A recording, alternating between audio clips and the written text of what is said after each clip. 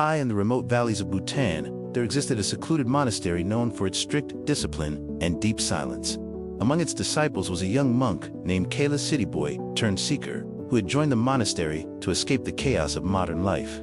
Though dedicated in practice, Kale still carried within him the flickers of worldly desires, unresolved and unspoken. Each morning, monks would descend the mountain to collect alms from villagers.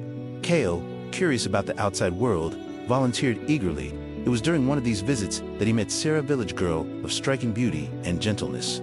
She greeted him with warmth and offered food with grace. Her smile lingered in Kale's memory long after he returned to the monastery.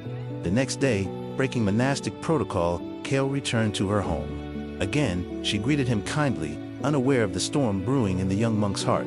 What began as an innocent encounter soon turned into obsession. Kale began waking earlier, hoping to reach her home before anyone else.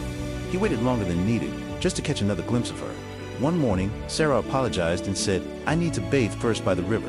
Would you mind waiting?" Kale nodded, but instead of waiting, he followed her. Hiding behind the thick forest, he watched her bathe, torn between guilt and temptation.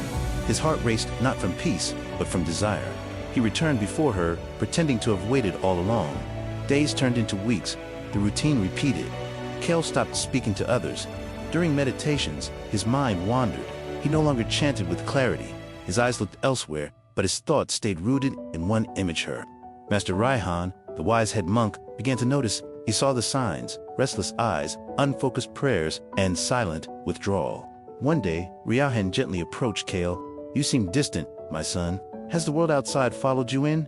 Kale, shaken, replied, "I don't know what's wrong. I just feel lost." The next morning, Raihan quietly followed Kale. Hidden in the shadows, he watched as Kale stood behind the trees by the river, his gaze fixed. Raihan sighed not with anger, but with sorrow. He walked up behind Kale and placed a firm hand on his shoulder. Startled, Kale turned around, face pale. He stammered, trying to explain, but Raihan said nothing. He simply gestured for Kale to follow.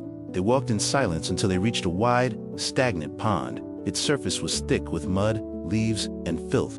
"Cross it," Raihan said. Kale hesitated. "Master, I'll ruin my robe." Raihan smiled, not with scorn, but with compassion. "You're afraid of dirtying your robe, but you did not hesitate to dirty your mind." Kale stood frozen. Raihan continued, "Lust, my son, is like this pond. It looks still, harmless, but step in unaware, and it pulls you under. The more you move, the deeper it grips. You fear external dirt, but what of the stains on your thoughts?" Tears welled in Kale's eyes.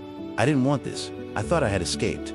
"No one escapes by running," Raihan said. "We escape by turning inward." He then told him, "The Buddha taught, conquer yourself and you conquer the world. But first, you must face your shadows. Do not fear them. They are part of your journey."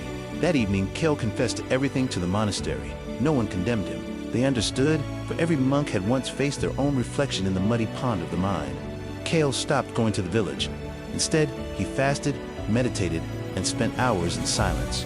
He did not try to crush his desire. Instead, he observed it.